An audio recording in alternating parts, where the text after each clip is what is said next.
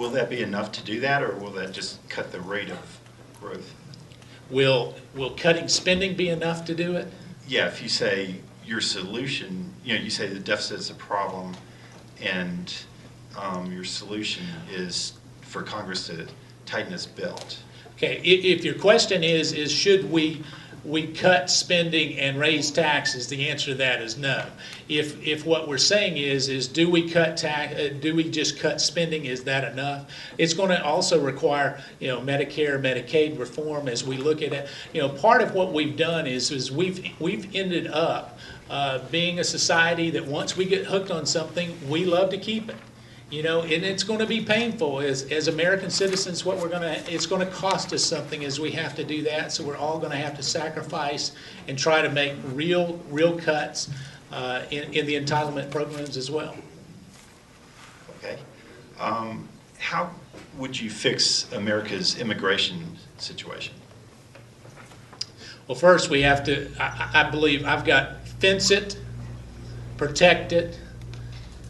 Verify them and deport them. I'm not for amnesty. I believe that what we've got to do is we've got to make sure that we protect our borders. When in modern history would you ever have thought that traveling through parts of Texas and Arizona that were off limits to American citizens? It's just wrong, and we've got to do something. If we can find Osama bin Laden in the middle of the Middle East, certainly we can protect our borders. And so we have got to make sure that we protect our borders, close off the infiltration, then make sure that we verify who they are and work on it. I talked to one of the sheriffs in our 17 counties, and I said, tell me about it.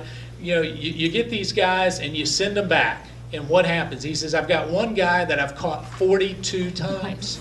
42 times. And so as you look at that, it shows that we've got a porous border, and we've got to make sure that it's not porous and that we do that. Everybody says, well, put the problem on industry. If there wasn't jobs here, then they wouldn't be coming here. The fact is we live in the greatest land in the world. And so no matter if there's, we see it as awful times. They see it as great times. So compared to where they are, they're going to always come unless we protect the border. So that's what I think we need to do. Okay.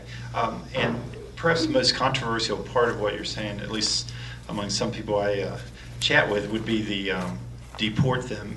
Can you describe how that process would work? How deporting them? Yeah. Well, we send them back to Mexico, or we Well, send them. I understand that, but I mean that would be quite a process to.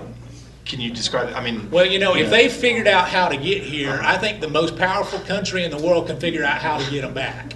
I don't mean to be trite with this, but in doing this, are we saying, well, do we have friends that might be Hispanic that have been working alongside us? Surely.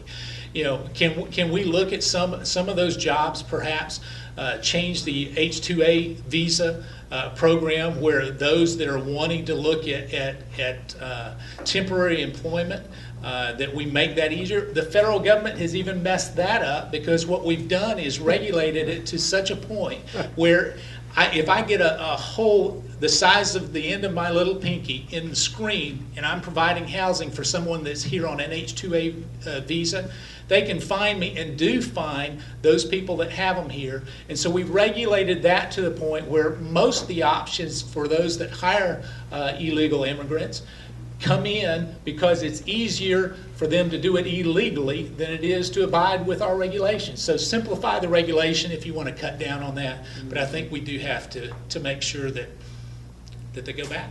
Okay. Well, thank you. That ends our questions there. All right.